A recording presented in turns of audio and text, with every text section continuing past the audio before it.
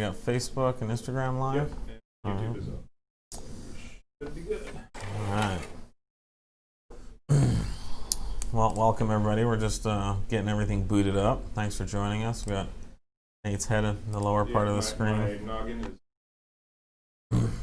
All right. All right. All right. Thanks for joining us. This is episode 30. Wow, the big 30.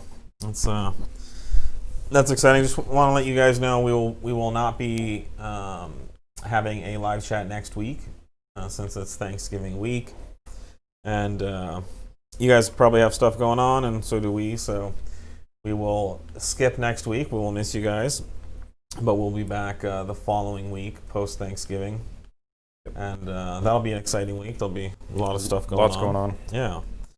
And as always, this is a Q&A session, so feel free to ask us questions about anything you'd like. Certainly anything automotive related, anything 034 Motorsport related.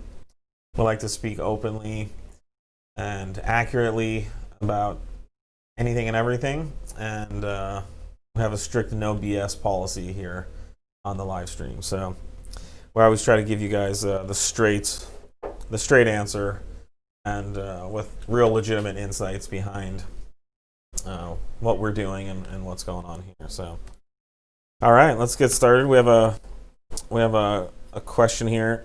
Since ethanol mixtures are coming for Gen 3, will they be coming to the E888.1 as well?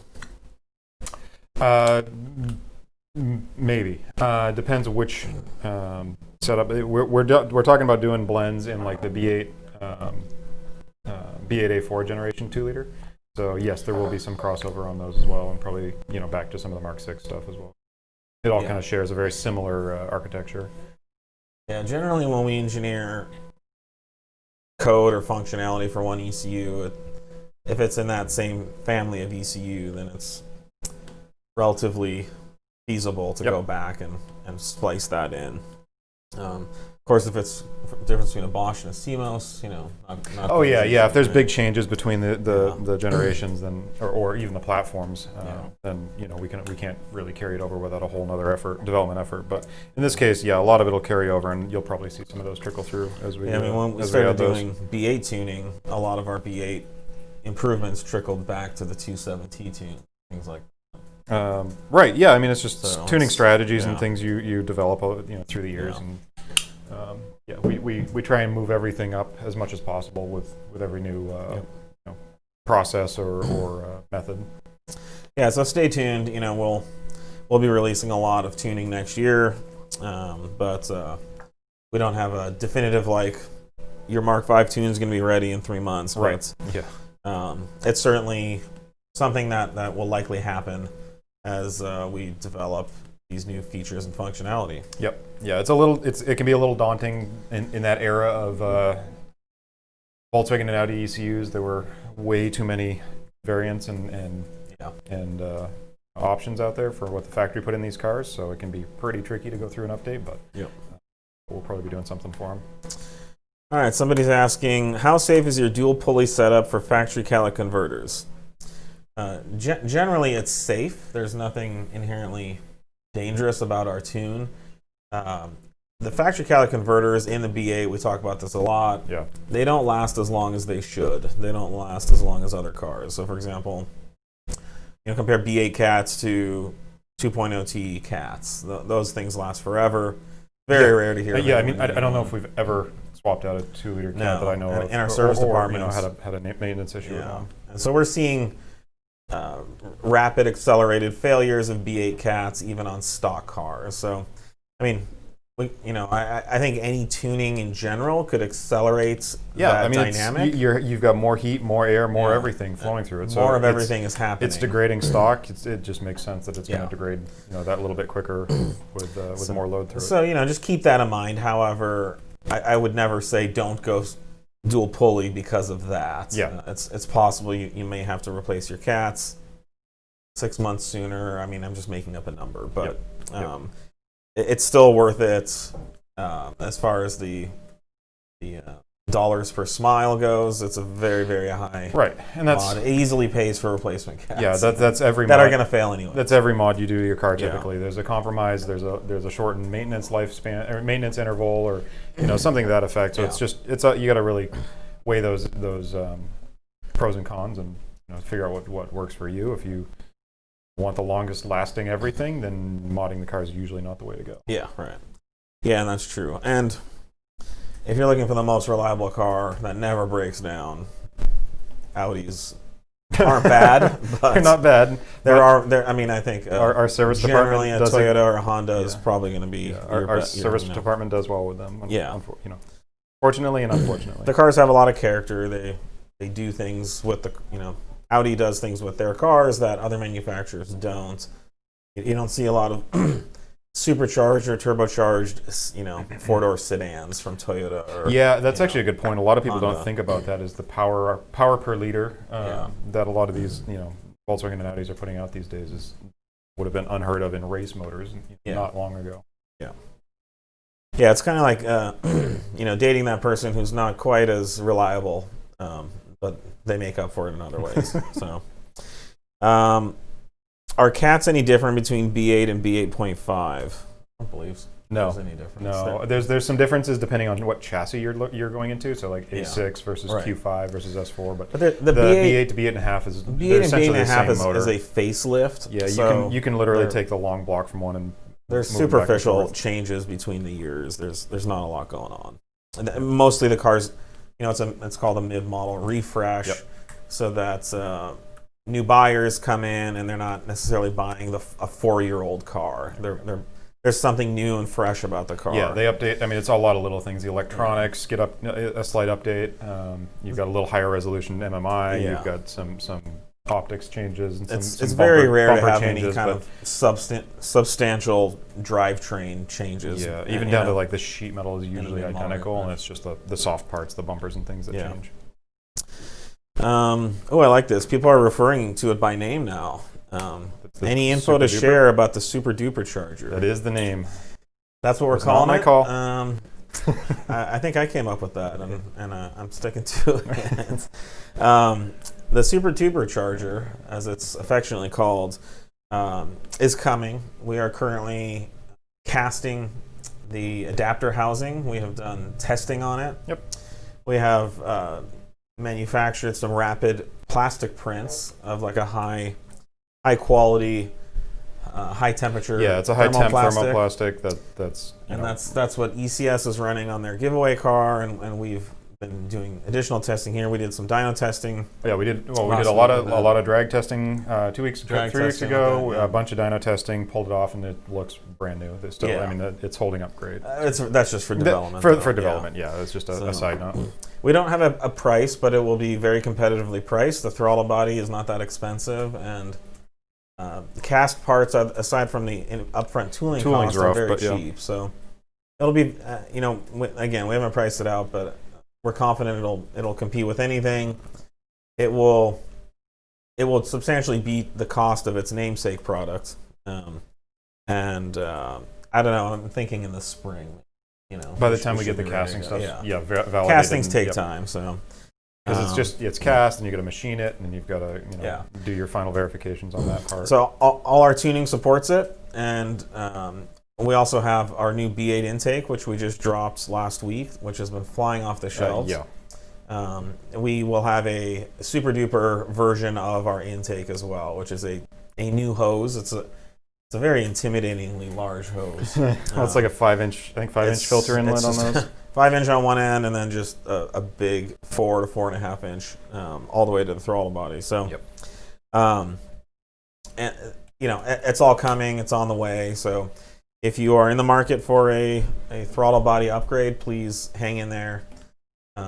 TikTok, for the next few months, and it'll be here before you know it. You know what I've been doing with TikTok lately? Do I want to know? I ride. Yeah, you do. Okay. It's actually, I think, a great tip. All right.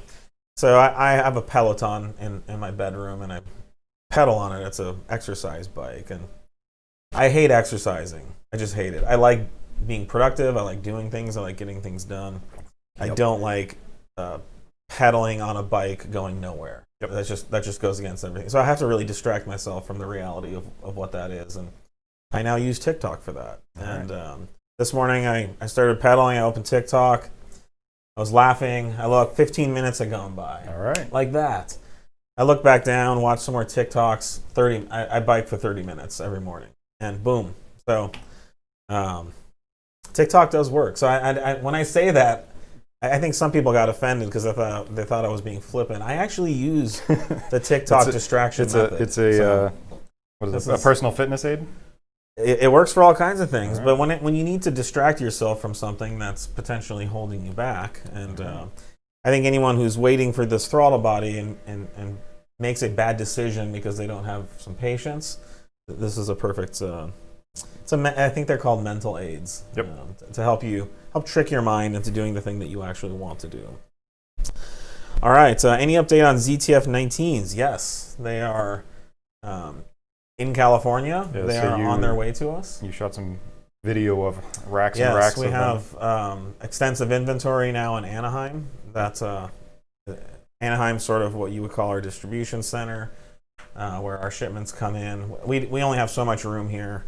I think we have about 5,000 square feet of warehouse space, so it's a decent amount, but wheels are big and they take up a lot of space. Yeah, we have 5,000 square feet, and then we are all the way to the ceiling on everything. Yeah. I think we're going to be dropping those soon.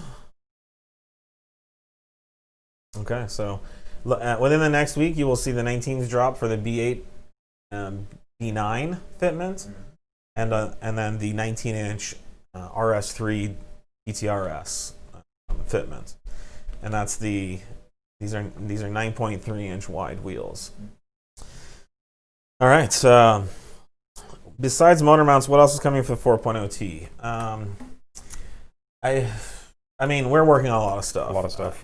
I'll say a little bit. I just don't want every week for people to be like, "Is it ready yet? Is it done yet?" Do like the motor mounts, where it's one of these things we announced. Yes, we're working on it. It's very active. It takes time to get these things revised and updated and into production. And then I know there's a lot of under-inspired competitors that love to watch and copy everything that we say and do. So, but we are working on a lot of things for the 4.0T. We did have a meeting with Dyno Spectrum recently, and we're brainstorming with them on things we can do with them.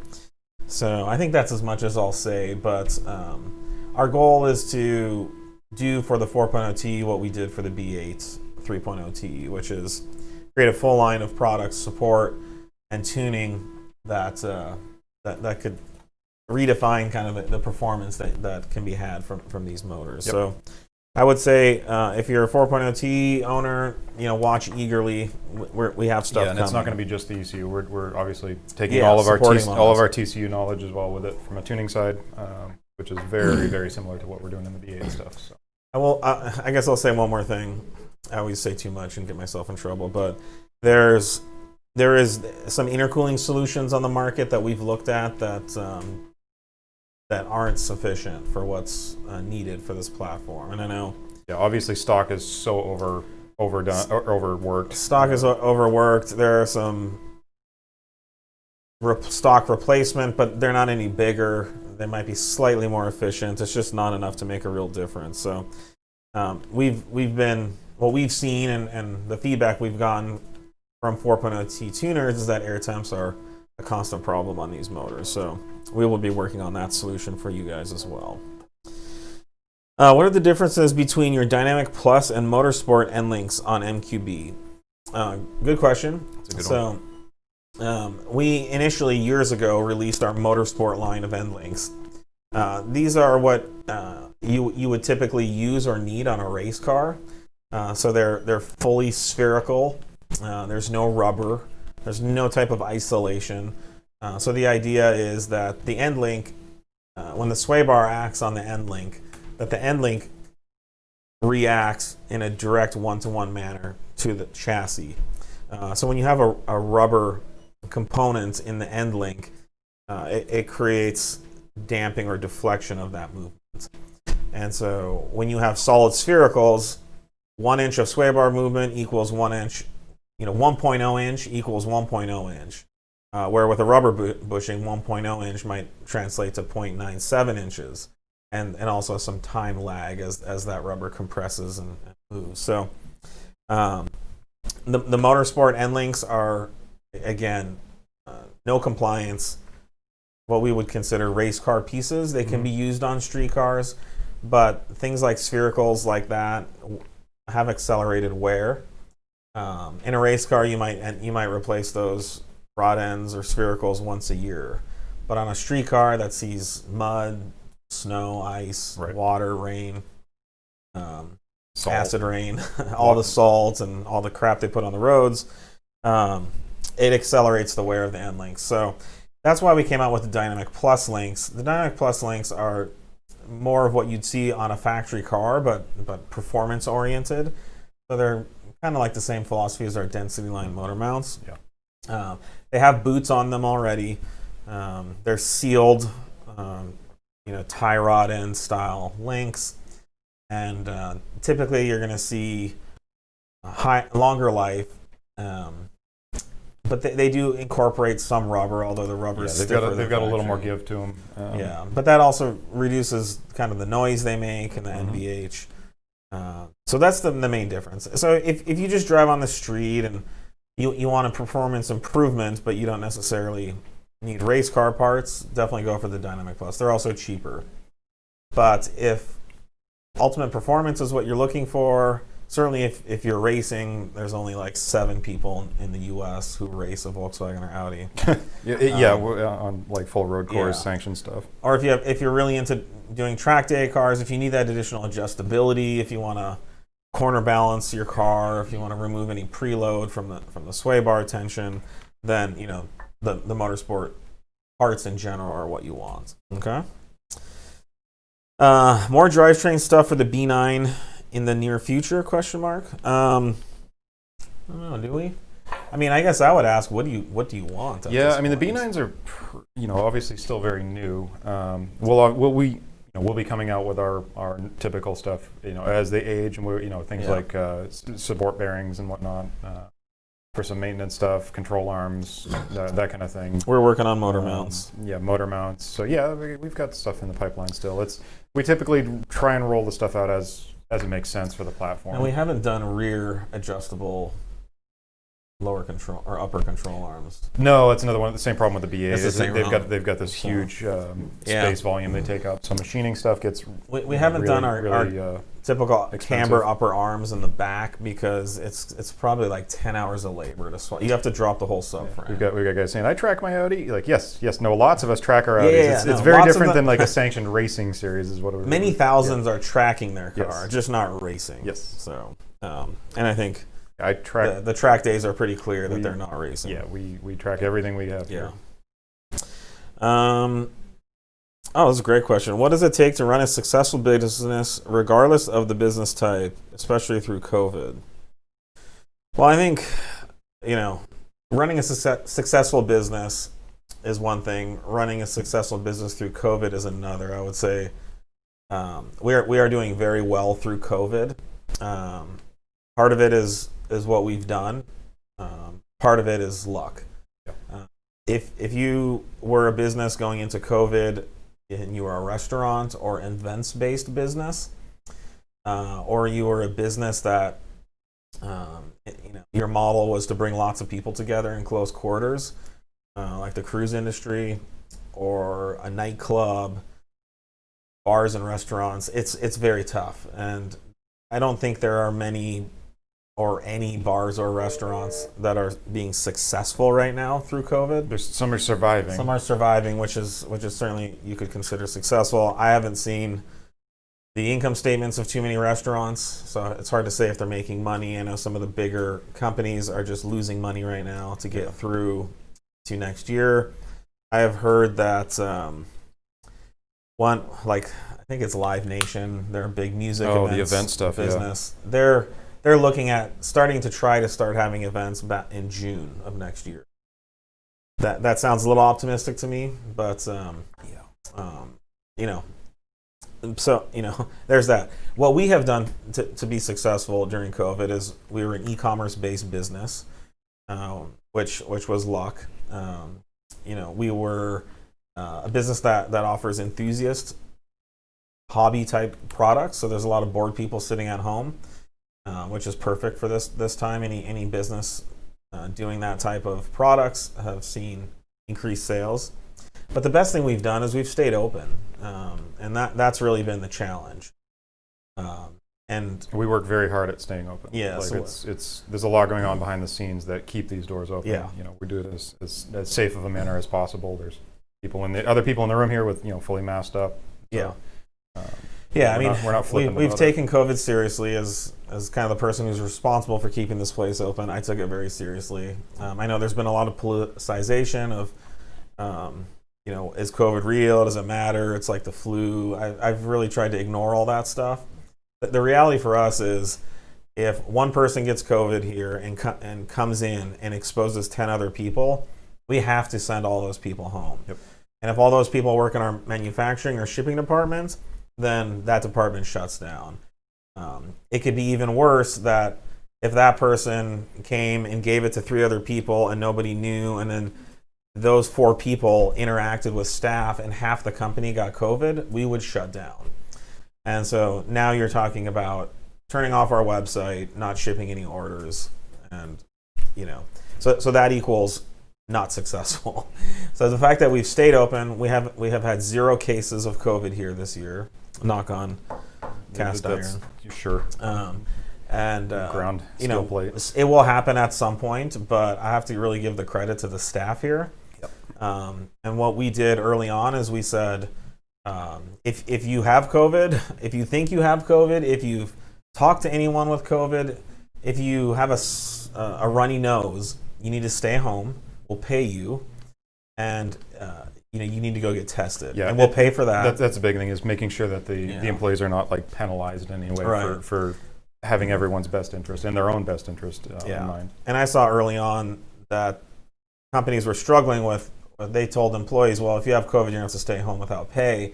And you had people just coming in anyways because they couldn't afford to miss a paycheck. So, I think it's the right thing to do. I think it's also financially a good decision to say, everyone can get paid. Don't worry. You're going to get paid no matter what. We just don't want you to bring COVID here. So I would say that's the number one thing that we've done that I haven't seen other companies do. In addition to, we have a really strict and thorough mask wearing policy, a social distancing policy. But the main thing is we've kept sick people home. They've gotten tested. No one has tested positive. Yep. And we've done a good job isolating. A large number of the people that can do work from home, just to reduce exposure. Well, we did a lot of social distancing, especially early on. Half the company worked from home for like 3 months, including me and Nate. And anyone that could did. Our manufacturing and shipping teams were awesome. They came in the whole time, but they've been wearing masks all year. Yep. And I know that's not an easy thing for them to do. So again, I think the credit really goes to the staff here for listening to and taking the measures seriously. Yeah. I think it's really a shame that things have become politicized to the degree where it's not rational. So that's all I'll say about that. But anyways, we're open. We're having a great year. We're shipping products for you guys. Maybe next time I can talk more about what I think is just how to run a successful business in the future. Something I think about a lot. I don't get to talk about it very often, but it's 20 years of my life has been dedicated to running a successful business. So I have a lot of thoughts about that. And I always appreciate questions like that. Thanks for hearing me out. All right. Someone's asking, any Black Friday deals? Well, we're a little bit like Apple, that we don't really talk about when things are going to happen, but we're also like the traditionalists, where Black Friday generally happens around Black Friday. It's not Black a lot of people like the year. I think next year like Black Friday will be starting in like August. Black 2021. Yeah. But we've had one every year for the last 10 years, so stay tuned. Yeah. Could you elaborate on 190 mil versus 179 mil crank pulleys, as you already have smaller supercharger pulley? Okay, so Sure. I think this question is, someone's already got a small pulley on supercharger, and then should they go 190 versus 179? We actually have charts of the what you'll get with all these combos up on our pulley pages. So you can actually see the difference in supercharger, speeds, and you can kind of see how they all kind of stack up there with the various combinations. But I mean, generally, I'm a fan of running the smaller 179 millimeter pulley with the we've already got a supercharger pulley for most street applications. It keeps the temperatures down. It keeps everything a little easier to manage for the vast majority of vehicles out there. So yeah, that's where I typically prefer to land for most. Now the 190 you could just run without the supercharger. You can also do that. Yep, that's up there. That kind of lands in between, so it's a real nice midway point between all these. So. And then there are people that run both. Yep. So I think what Nate's point was, if you go dual pulley 190, the gains are really diminishing returns, because as the supercharger spins faster, it becomes less efficient, which means that per unit of rotation, it produces less flow and more heat. So even though you might make a little bit more boost on a 190, you're going to produce more heat. Yeah. So you've got to be heat counteracts the pressure increase. As air heats up, it expands. So this is you have to be on really good fuel. Yeah. And you have to be ported, blower, and to really get the most out of it. Yep. And you will get a little bit more. But generally, we recommend the 179. Yeah, and a lot of times you'll see it in Dual pulley. In the mid range, and you won't really get that much of a big bump on the power up, on Right. the horsepower, towards the red line, just because of the effect of the added heat and the loss in efficiency of the And the supercharger has more capacity to spin faster down low, because it's a one-to-one you're taking relationship. that same speed that was up here at the top of your RPM band and just shifting it down. So that's there's an opportunity for that works. improvement down low, but not up top.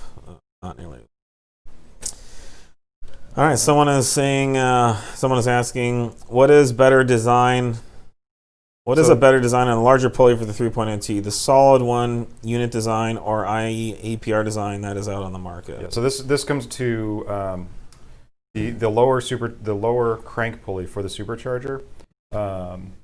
Ours replaces the entire OEM pulley. It's a solid billet piece. It's a solid billet piece. There are others on the market that are kind of inserts that nest into the stock pulley, and retain the stock pulley damper, there. You do get to retain the stock harmonic damper. However, those harmonic dampers are known to kind of self-destruct. They do blow up. So that was one of the driving factors of us going to a full fully billet unit. Yeah. It also gives us more flexibility to do the 179 pulley, and we have free range to do any pulley size we want around it.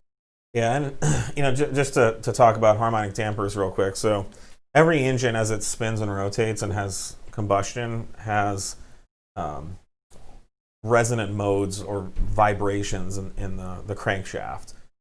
If you actually spun a crankshaft and you could model it, the crankshaft is kind of twisting and moving, and at certain RPMs and the number of combustion pulses, all the complexity of what's happening in the motor, at certain RPMs, the crankshaft will bend and flex and resonate more than at other RPMs. And so the job of the harmonic damper is to counteract those movements with a type of weight.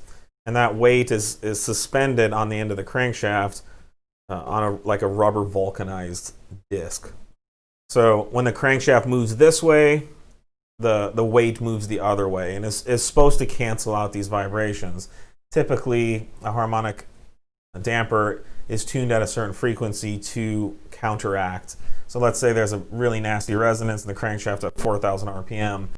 The resonant frequency of the fluid damper is at that same RPM in an opposite manner. One issue is sometimes these harmonic dampers aren't that reliable and they fail.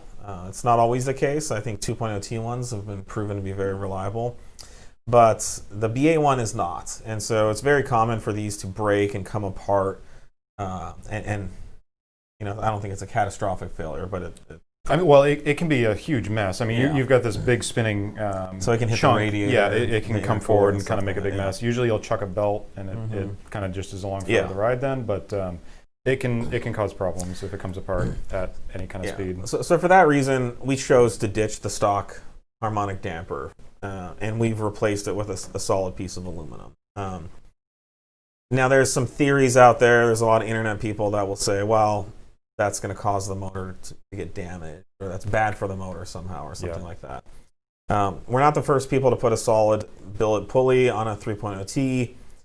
We've been doing it for a while now. Other people have been doing it for 5-6 years, and there have been no issues or problems that we have seen in years and years. And these pulleys are indestructible. Yeah, and they're very reliable. Yeah, and they hold up to the added abuse of these types of motors. And it's tricky to know, without a lot of lab equipment that no one in the aftermarket is going to have. Yeah. What the effects of you're making you've got a motor now that's making over twice what the OEM power output is. You don't even know if your harmonic damper that the factory designed is helping or hurting. Without doing some actual. Yeah, because as boost goes up, as combustion pressure goes up, a lot of those things can change. Unfortunately, there's no aftermarket company that has the engineering or testing ability to actually redesign, these motors. So there's other options in the market like Fluid Damper and ATI, and they make stuff. And I know there's some Fluid Damper 3.0T pulleys floating around. Yeah. We just haven't seen the need for it. The motors are so smooth; they're well balanced. Yeah, we've done back-to-backs on the Fluid Dampers. We've yet to see a power gain on it. The Fluid Damper, like you gain horsepower thing, I call BS. We've never been able to prove that here. We actually had 3.0T pulleys, some prototype ones that were sent to us that were supposedly making 30 horsepower. We did all our testing on it. We could not see any difference. To lose 30 horsepower to basically you're coming down to frictional losses, which would then be in the crank bearings and the rod bearings, which is what all that is. I don't even know what about the Fluid Damper. What about a harmonic balancer that could affect the power? If you go on those websites, and we sell Fluid Dampers, it's a good quality product. It's a good piece of it's a good part. But we don't make any ridiculous power claims though. So if you go on these companies' websites and you read what they say, it's a little BS-y. I don't think there's a real strong case to be made that there's huge horsepower gains to be had in a harmonic damper. Yeah. But could it affect long-term longevity of the motor? Sure. They put them on there for a reason, but some motors are much worse than others. 4 cylinders have much more issues with it. Yeah, the motor determines a lot of the need for harmonic dampering. So anyways, we like our fully billet aluminum setup. You'll never have to worry about any kind of issues or failures. I've seen one of the other aluminum ones on the market break, and there was. Well, that was another one of the ones that kind of snouts over the OEM one. It's not a full replacement. That's and just inherently when you're doing that, when you're keeping the stock harmonic damper, there's only so thick you can make that piece. So it's not a very. I know the one you're talking about. They went and windowed and for a lot of aesthetics. They put a lot of cutouts in it, and then maybe all of the legs for those. Yeah, those cutouts then started cracking right down the middle. And this was well documented on multiple cars. So, all right.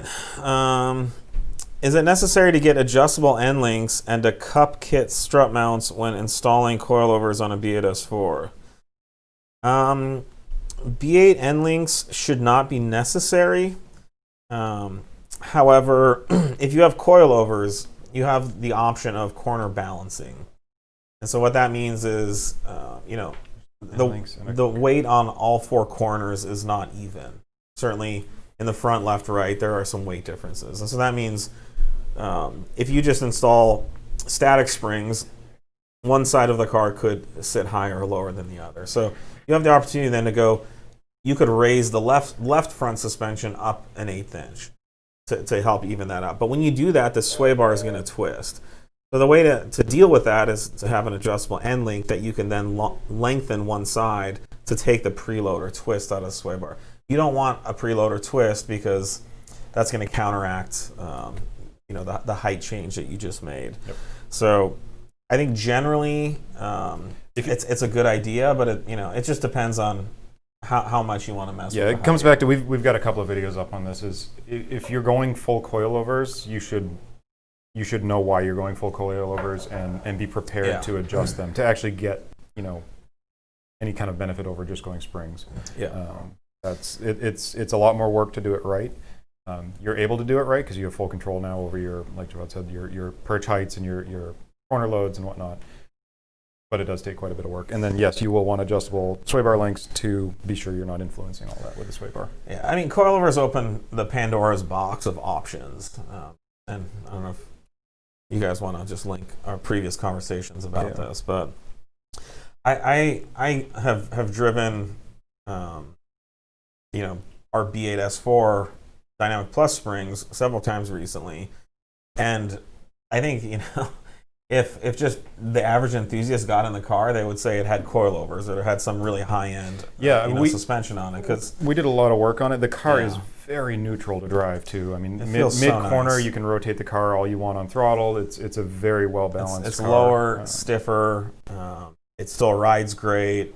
The factory dampers are excellent. Even at the age they're at, they're clearly, Yeah, I mean, I'm nearing 100,000 on that car now. They're well dampened. So for $300 and some bucks, you just can't beat it. And there's no adjustments. You don't have to worry about making it worse than stock. Once you install those, you can go to track days. You can drive on the street. You can let your grandma drive the car. You can hand the car to Mario Andretti, but the car does everything well. So that's what I recommend. I think there's kind of this misconception out there that there's some kind of magical improvement from a coilover, but I mean the factory suspension's a coilover too. It's a coil spring. Yeah, coilover is a very ubiquitous term. So it's just not adjustable. If you want to adjust the height, that's where that's the one advantage of a coilover, but it's offset by a bunch of disadvantages. So someone's asking, are we looking into making coilovers for MQB cars? Again, for the same reason, maybe we should, maybe we'd make more money. It's kind of an uphill battle convincing people that, static drop-in springs with stock struts are truly an amazing option. Yeah, we have the best solutions out there already, and they cost $330 or whatever. Yeah, shocks in modern cars are not the shocks of olden days. They're way more capable and way more robust than what we dealt with 15, 20 years ago. Previously it was you're swapping struts anyway because they're all blown out and leaking, and then you throw oil's leaking out. You throw some better Bilstein shocks, and then those blow out in a year or two, and so you're on this continual replacement path. So why not get some nice high quality coilovers that can be rebuilt? But we're beyond a lot of that in many of the applications we're dealing with here. That's tricky to justify. Someone's asking, I ordered a B8 intake. When it gets carb approved, will I need a sticker of some sort? So we are getting those carb approved, and we will be happy to make stickers available. Yeah, we'll need, it'll be one of those things we'll need to, proof of purchase and all that to send out because it's a maybe what we should do is we'll just go through the purchase history and just mail one out to everyone. Yep. But we will. Here's what you really need: is you need the EO number, executive order number from CARB, and that will be published on our website. And so you could just print that web page out and stick it in your glove box. And it should be all set. But once you show the EO number, the sticker doesn't make it official. It's the number that's official, and that number can be referenced. Yeah, right. They can look it up and reference it. In the online database. So, and it is coming. We're working on it for our MQB intakes as well. So, once you go dual pulley setup with upgraded throttle and all other bolt-ons beyond E40 Meth ported blower, what else can really be done on the 3.0T motor to get more power? So this is kind of where things are right now. It's not an easy next step. These motors, are making a lot of power for what they are with a stock blower. Like 550 crank. It's no joke. Pretty unheard of. Yeah. And we're kind of lucky in that all of the systems kind of maxed out at the same point. So we're out of fuel, we're out of airflow from the supercharger, we're out of a lot of things, but everything kind of came up and then is at that peak usage point now. The next step, I don't know. So here's the deal. Tricky. Where we're at now. So you said stage 2, E40, ported blower, all 2 that plus, stuff. yeah, 2 plus. dual pulley, all the boosts. We're now at the limit of the factory motor. What we're seeing is people blowing head gaskets, lifting the head, things like that. Yep. So the next step is going to be, at minimum, head studs. Start building things. And I think then once you address that weak link, probably the rods are next. So at some point you're going to be looking at rods and a head stud. I don't necessarily think you'll need pistons. The factory pistons are very good and they typically hold up. They're forged, Molly, or other similar pistons. But the rods, we're double factory torque, so the rods are going to start having issues too.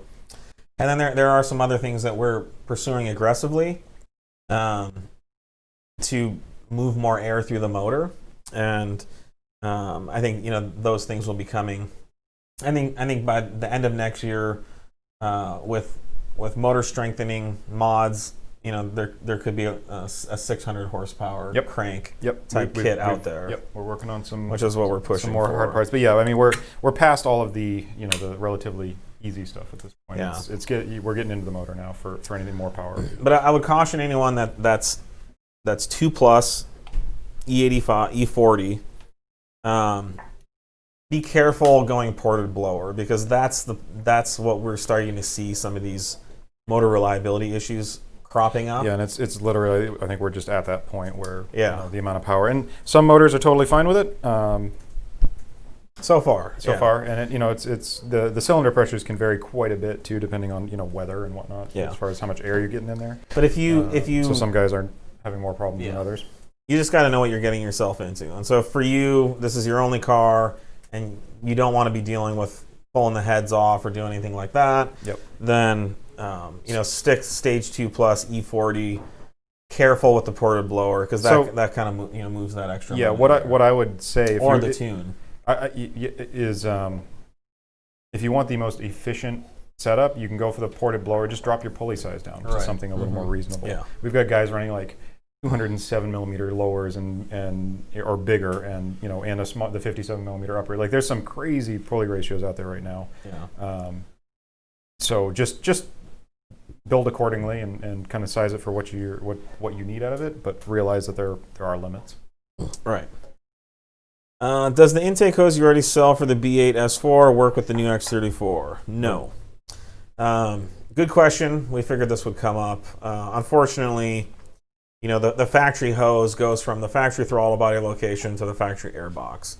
And that was, we looked into just reusing that hose, and it did not put the filter or the intake in the right spot. Well, and we've got a 5-inch filter on what we're doing now, so it's way smaller than what our the factory intake is using. Yeah. So our intake uses a much bigger filter than the factory does. So bad news, no. Good news is the new hose is way better, and silicone hoses don't cost that much. So I would say that the hose you have is very popular. I'm sure you'd be able to sell it for $40, online used, and then apply that money towards the new intake. All right. I think we already got the MQB coilover answered. What's the best way to stop carbon buildup in a B8? Once carbon cleaning is performed, apparently a catch can doesn't need to be applied. Catch cans can help from the point of, however much the carbon is from oil. And if you have a lot of oil going into your intake ports, then without the benefit of port injectors cleaning the ports. But the issue is a lot of the carbon is from combustion reversion, when the intake valve is open. And so when the intake valve opens, air floods in, but at some point a little bit of air comes back into the ports, and it's called reversion. And so when that happens, you get this deposition of oil and fuel. And since there's nothing to clean the intake port, it starts building. Volkswagen and Audi and other manufacturers have addressed this in newer models by adding port injectors that come on essentially to clean. Yeah, they're the ports. just a light load cruise. And they just keep that fuel going in and cleaning the cylinder walls so that doesn't build up. Port walls. Sorry, the port walls, not the cylinder walls. So unfortunately, these cars do require carbon cleaning. The 3 liters, occasionally, thankfully, not nearly they're as not bad as as bad. most. Yeah, The 2 liters and the V8s. the V8 stuff's way horrendous. worse. Yeah, we've seen the B7 RS4s seem to be the poster child. Literally, 70% blockage. Yeah, it's like every 25,000 miles, if you want to, have a motor that's making what it should, Yeah. you've got to go through and clean them. Yeah, and I mean, we'll bring them in, dyno them, clean them, and they pick up 30, It's like 40 wheel. 30, yeah, On an mid-30s NA wheel. motor, that's a lot. Yeah. So, someone's asking, not sure if this has already been asked, but I noticed the Ketchcan kit available for 2.0T D8.5 will not fit models with flex fuel. I don't know why that... It's got a different intake manifold, so it's got the metal intake manifold and some different fueling stuff Yeah. around there. So we should look into that. Yeah, this is the first time it's been brought up to me in a long time. Yeah, but it may not be that complicated. No, to we will be address. expanding the B8 stuff very soon. Yeah. So Mark, write that down. Yeah. Jot that down, Mark. Any suggestions regarding upgrading the flywheel on a B8.5? We haven't really messed with that too much here. I know there's some products on the market. I believe South Bend and all the usual. Yeah, we backed away from the whole flywheel it. manufacturing. It's era. a weird setup because the flywheel sits on a pedestal so that the drive, the front seat. Yeah, it's shafts bisected by a behind it. drive shaft. So, and also we've really kind of stayed away from manuals. I was just this morning I got CC'd on some tech support thing about some customers having a problem with a clutch. Just like I just troubleshooting, and then it's you just forget. I mean, I think pre 2015, half my life was just troubleshooting fucked up clutch, shit. It was just, and it's I just don't miss it at all. Yeah, it's so prone to issues when you're many modifying issues. stuff. You've got stack height changes. You've got slave cylinders that'll just miss the throwout fork. Clutch You've discs hanging you've got and shatter. slightly misshapen clutch discs that'll drag, and then you can't shift. And honestly, I mean, I think a factory car with a manual transmission, factory maybe with some light mods is great, but I do not miss the days of trying to mod cars. Imagine if there was no DSG in B8 S4s and we were trying to do 550 crank on clutches all day long. Yeah, you're looking at a minimum investment manual of transmissions. $2-3 grand for the work to. You'd be blowing synchros to get a clutch in there that'll hold for every car. Now we can just Yeah. reprogram most of them. And Yep. So, anyways, what was the question? I totally forgot. oh god. Flywheel. I'm Yeah. sorry if you have a manual. We have a little PTSD around. Yeah, if you have a manuals. manual, I do apologize. I mean, I apologize Very for my sorry. reaction. I'm also sorry that you have a manual, but yeah, I mean, check out. I think Clutch Masters. I know JHM has some stuff. Yeah, Ringer has stuff. I mean, I don't know about Ringer, but yeah, South Bend, I believe. So I don't know. Check some stuff out. I think we've just stayed away from it because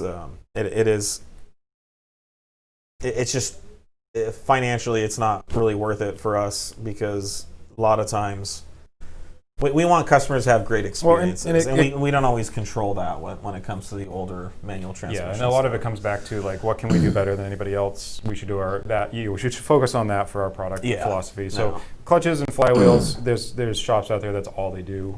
They can really invest the time and do it. We do software for these, the DSG side of things, and we put all of our investment into that because there's not anybody else out there that we feel can do it the way we do it. So. Yeah. And now we do sell Sachs Performance clutches for B8s. Oh, of course, yeah. But we haven't really messed with the flywheels too much. So, will there be a carbon tube option for the B8X34 or a carbon closed lid for the B8X34? So we're not currently planning on it, but if there's a lot of requests for it, Yeah, for that was- something like the carbon tube, our goal with this intake, because we're so late to the party, we're like 9 years late or something like that. Yep. And to be fair, you know, I don't know if this is to be fair, but we started working on this intake 5 years ago, and we designed this beautiful. Full it looked carbon like everything. it looked like, you know, the Millennium Falcon or something. It was amazing, and it was going to cost $1,500. And so after having a sanity check on that, we went back to the drawing board about a year ago and did this clean sheet design.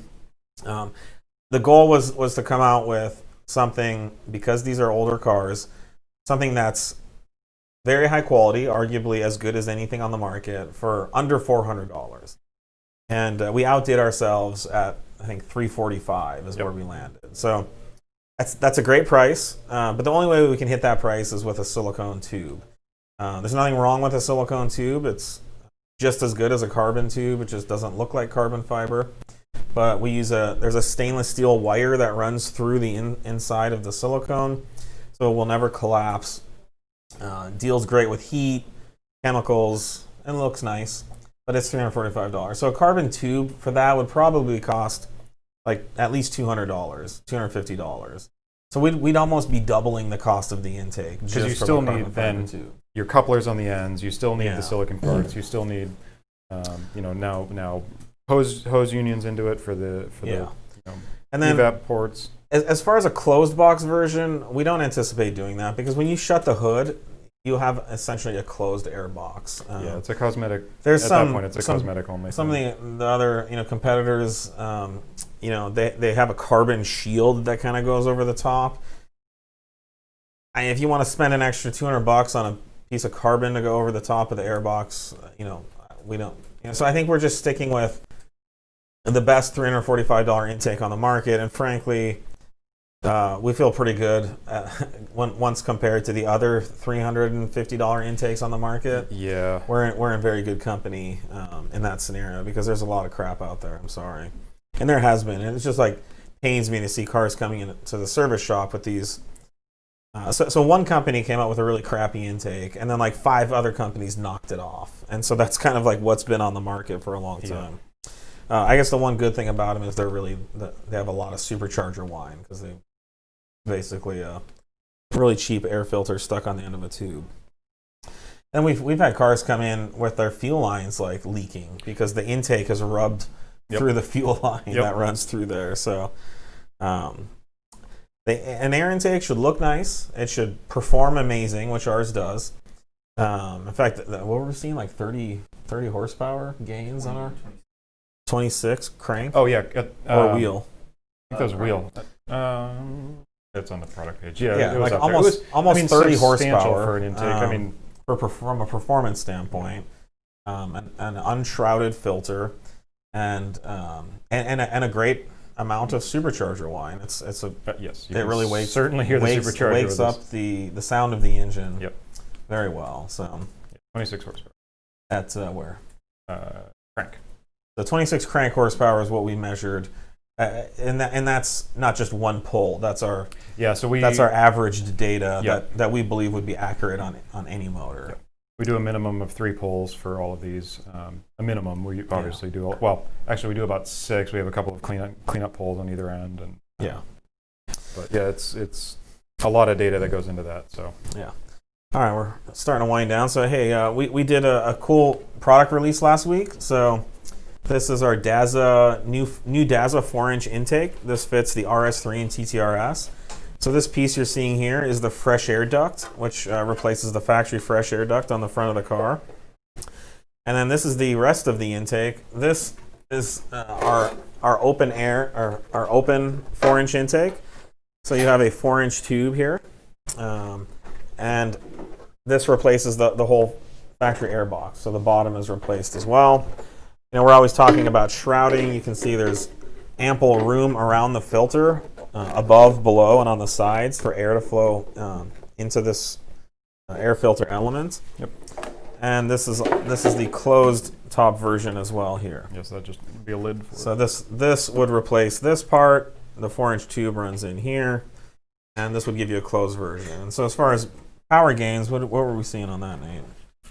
Oh gosh, I gotta go look at the numbers again. So as we always talk about, the open made more power than the closed.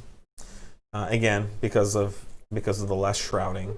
Yeah, and this is also on a stock turbo, which is not exactly the peak performance on these motors at this point. Now, I mean, when we do these advertised numbers, we have to kind of advertise at some sort of standard. And so I think, what we typically do is we will do all our data collection on kind of the stock turbo supporting mod. And so in this case, it would be stage 2 E85 with this intake. Now that this 4-inch, so we picked up 31 horsepower and 36 foot-pounds of torque. Yeah, 31 crank horsepower. There's a lot more in it on a bigger turbo. This is just the turbo's running out of steam at the top end, and then that's why you see more torque. Stage 2 E85. It's 30 horsepower at the crank, and that's a lot of power. That's more power than our previous generation intakes made. Mm-hmm.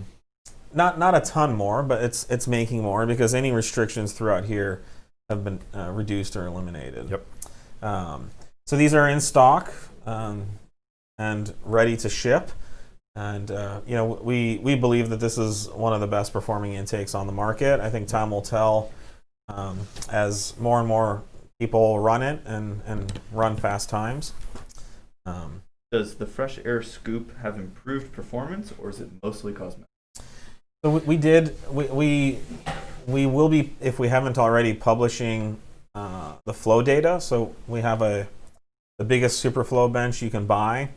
I think our official response is on stock turbo, it's mostly cosmetic, but we believe that on bigger turbo setups, say once you get into the 800 to 1,000 range, they will likely come more into play. Yeah, and this is with the closed top. With the open top, maybe a little bit too, but it's on stock turbo. It's not enough to make a huge difference. So we do sell both versions. We sell the whole intake like this with the fresh air duct, and that's about $1,300. And then we sell just this part.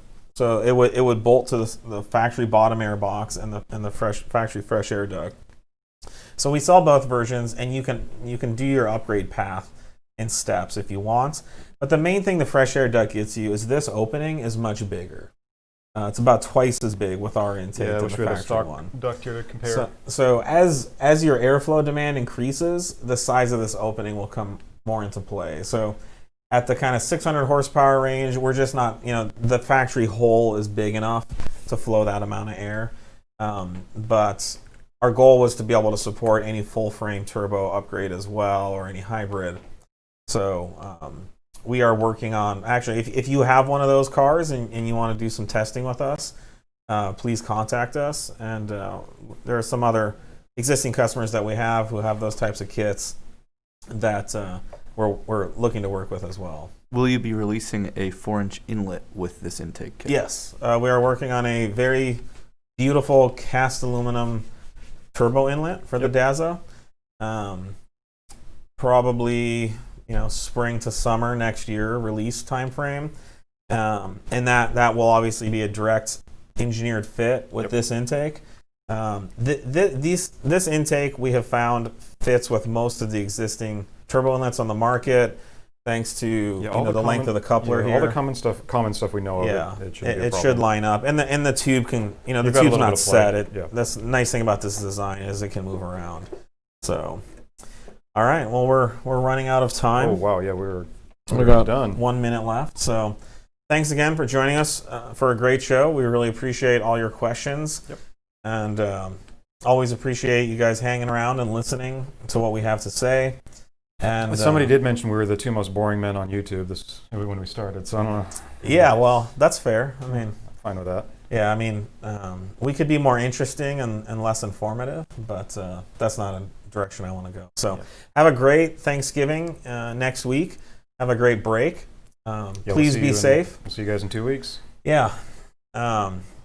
Please be safe, and we'll see you in 2 weeks. Appreciate it. Thanks, guys. Yep.